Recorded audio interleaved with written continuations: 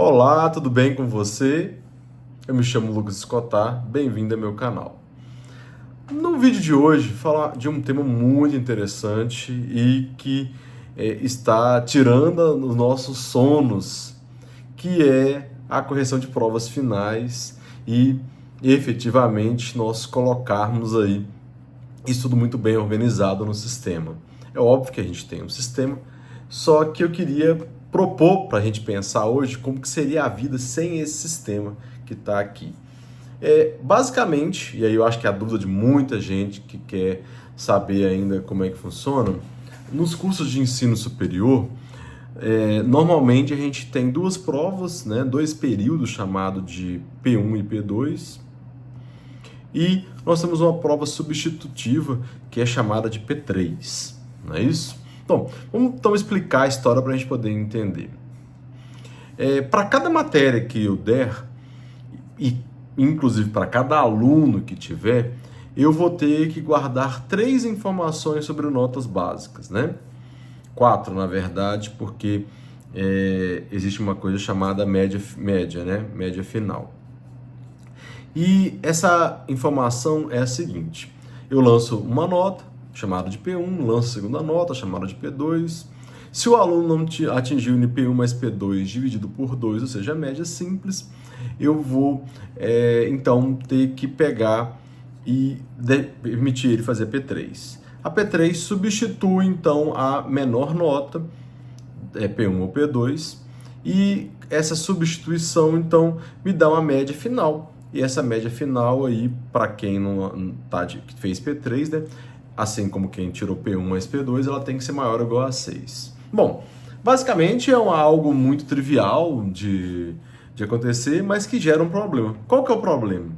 É eu armazenar esses dados. Quando eu falo de armazenamento dos dados, existe algo que muitas pessoas já sabem, mas eu acho que vale a pena eu falar novamente, que é o conceito de variável. O que são variáveis numa linguagem de programação? Variáveis nada mais são do que pequenos espaços que eu vou guardar na minha memória quando o programa estiver em execução, tá certo? E quando o programa for criado em si, ela vai ter o seu armazenamento ali no meu disco. Beleza, então variável porção de memória. Existem linguagens que são linguagens que são fortemente tipadas, ou seja, elas têm tipos. C é uma linguagem que é fortemente tipada. Então eu tenho o tipo inteiro, eu tenho o tipo float, eu tenho o tipo char e por aí vai. Tem outros tipos de dados também lá. Cada tipo de dado tem um suporte de tamanho máximo, um suporte de casas decimais ou não e informações gerais. Bom, o que é importante eu saber aqui?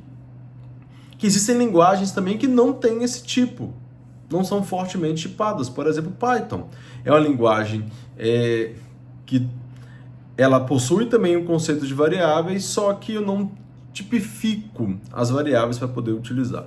Bom, passada então essa explicação desse primeiro passo do problema, vamos ao problema que eu trouxe aqui no início do vídeo, que é as notas finais.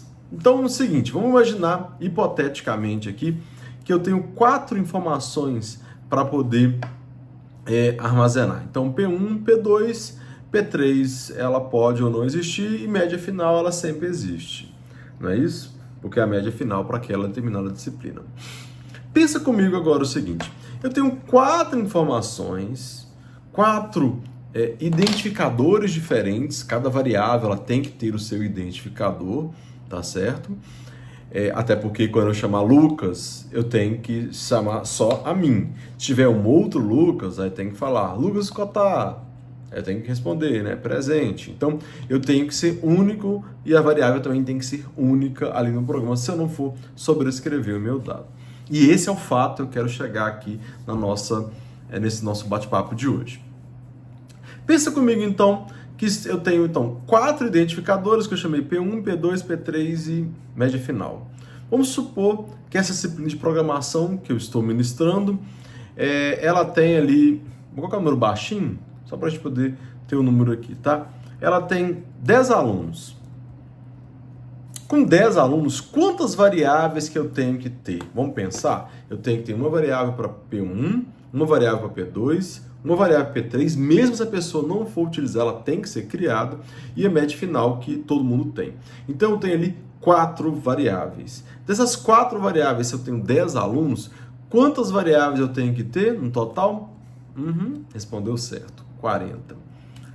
Essas 40 variáveis que eu tenho aqui, elas têm um propósito, que elas têm que ter um identificador único, e esse identificador único ele tem que permitir que eu consiga inserir dados lá dentro, coletar dados, fazer instruções e tudo mais. Qual que é o problema quando eu tenho 40 variáveis? Eu preciso lembrar o nome de todos. Então vamos lá. P11, P12, P13, daqui a pouco eu estou errando. É óbvio. Por quê? O conjunto é muito grande das variáveis, no nome de variáveis, e é muito difícil de eu solucionar apenas colocando uma numeração seguinte aí. Coisa também que não vão ficar legal é que se eu ler um dado e assim que eu acabar de ler aquele dado, eu sobrescrever o dado, ou seja, não adiantou nada eu ler a informação. Então aí vem um conceito muito interessante. É um conceito de vetor. É uma estrutura de dados que quando fala de vetor as pessoas até ficam um pouco com medo. Mas vetor nada mais é do que uma organização onde eu tenho um identificador único e eu tenho ali índices que vão estar atrelados a variáveis, certo? Que eu posso usar no programa. Então, como é que é isso? Índice atrelado a variável. A gente tem que entender que eu tenho um nome, que é o meu identificador do vetor. Esse nome ele é comum para todos, vamos supor, nesse meu execução aqui, ele é comum a todas as minhas 40 variáveis, por exemplo, chamado notas, tá certo? Só que com esse notas, o que efetivamente eu vou ter? Eu vou ter que entender onde está cada uma dos meus valores. Então, a grande sacada de vetor é isso. É eu falar o nome do meu identificador, inserir o índice onde que ele está e aí poder percorrer de forma sequencial na memória e achar essa informação. Então, olha só que interessante. Eu acho que todo mundo já sabe, mas se não sabe é uma novidade que vocês estão sabendo aqui em primeira mão. Na informática, isso vai ser um tema inclusive de um outro vídeo, tá? Na informática, vários dos nossos inícios dos valores, eles não são comumente como a gente usa. Eles são iniciados do zero. Isso tem uma base, mas basicamente eu preciso entender que há muito tempo atrás, você está de um vídeo, tá? Pode ficar tranquilo aí. Muito tempo atrás, até essa informação, quem criava os vírus sabiam, porque eu tinha um problema que os HDs antigos, as informações gravadas na trilha 0 eram danificadas e eu perdi aquela informação. Então, olha só, é um problema muito grande, vai ser tema de outro vídeo. Voltando para essa informação aqui, o que é importante que vocês saibam? Que essa nomenclatura, né, esse nome identificador único, ele não são os meus dados, ele só é o nome. E aí os meus dados eles estão em cada um dos meus índices, por isso que eu falei que eu tenho uma variável dentro de um vetor, certo? E aí, vamos supor, daqueles 4 primeiros valores lá, P1, P2, P3 e média final, como é que ficariam? Vamos ver aqui do lado então. Olha só, eu tenho aqui notas no índice 0, que representa a minha P1. Notas no índice 1, que representa a minha P2. Notas no índice 2, que representa a minha P3. E notas no índice 3, que representa a minha média final desse meu primeiro usuário. Então, olha só, de 4 em 4 eu consigo entendendo e consigo visualizar essa informação. E uma coisa interessante que é importante a gente lembrar, na hora do momento da definição do meu vetor, uma informação tem que ser passada no momento da criação do vetor, que é a quantidade de dados que serão inseridos nesse vetor. Então, nesse exemplo do notas, como que eu criaria? Eu colocaria a palavrinha reservada float, que identifica que meu tipo do meu vetor é do tipo com dados de casas decimais, o nome do vetor, no caso notas, então float notas, abre o colchete, aí vem a quantidade de dados que eu vou inserir. Se são 40 alunos, né, porque são 40 variáveis, perdão, porque são 4 variáveis vezes 10 alunos, 40, então eu tenho ali 40 variáveis variando ali de 0 a 39 nos meus índices para este vetor, tá bom? Mas mais do que visualizar essa informação, eu tenho que pensar uma forma inteligente para guardar os dados, porque não basta eu guardar no vetor e achar que ali solucionamos os problemas. E aí entra o nosso segundo passo, que é um vetor bidimensional.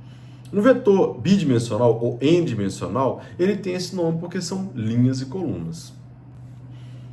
Então, com essas linhas e colunas, o que eu consigo fazer? Eu consigo identificar uma informação, entender que naquela linha eu tenho que ler os dados do primeiro aluno, na segunda linha os dados da segunda linha, e esse é o traquejo que eu quero mostrar para vocês aqui. Como vocês estão vendo aqui no vídeo, o que acontece? Mesmo eu criando um vetor para 40 alunos, e aqui me permita, eu só criei com 3, só para a gente poder ficar mais fácil de visualizar. O que acontece? Para cada uma das minhas leituras, eu tenho que repetir, digite, olha só como está escrito, digite a nota de P1, digite a nota de P2, digite a nota de P3. Percebam que aqui eu não coloquei o cálculo, o objetivo desse primeiro exemplo não é a instrução completa, é só essa primeira leitura. É tanto que média final aqui, ele está só somando P1 mais P2, não está fazendo efetivamente essa execução, que não é o objetivo desse primeiro momento aqui, é só a gente pensar nesse relacionamento. Mas observe o que acontece. Olha o que acontece aqui, ó. Linha 0, 0, linha 0, 1, linha 02, linha 03, ok? Agora olha ali de baixo, linha 10 está guardando quem? A P1. Então eu tenho que começar a pensar que pode existir uma lógica de repetição ali que vai trazer a resposta para que eu quero no problema. E aí, preste atenção aqui do lado, olha a solução aqui, usando uma estrutura do tipo for. Para quem não sabe, as estruturas de repetição em linguagem de programação, o for, o while, algumas estruturas, algumas linguagens têm também o do while, são estruturas que me auxiliam na repetição de um bloco de comandos. Então, é claro que esse for aqui também não está fazendo cálculo, como vocês estão vendo, mas efetivamente ele me ajuda nessa lógica de entender que, olha só, eu vou travar a minha linha, vou navegar nas minhas colunas, atualizo a linha, volto novamente aqui a minha estaca zero, lendo a primeira coluna, segunda coluna, terceira coluna, quarta coluna. Então, essa é a nossa dica de hoje aqui do canal do Escotar. É a gente saber duas coisas. A primeira aqui, para resolver esse problema lá do início do nosso vídeo, eu preciso entender que tem uma estrutura muito melhor do que usar simplesmente variáveis. Primeiro ponto. Segundo ponto, mesmo essa estrutura sendo boa, eu preciso de uma informação melhor, eu preciso usar essa informação, melhor do que eu efetivamente tenho usado. Então, eu vou verificar se eu consigo ver uma lógica de repetição até para enxugar o meu código-fonte. Até vai ficar mais visível para o usuário que vai pegar esse código para dar manutenção no futuro aí. Então, eu consegui mostrar isso aqui dessas três execuções, né? Essa primeira aqui, onde efetivamente eu tenho o dado das minhas variáveis sem usar vetor. Nesse segundo aqui, usando os meus vetores, e nessa terceira aqui, usando o conceito de vetor n-dimensional para resolver esse problema e principalmente para ajudar a você entender um pouquinho mais de programação, tá certo? Muito obrigado por ter assistido o vídeo até aqui, coloquem as dúvidas aqui embaixo.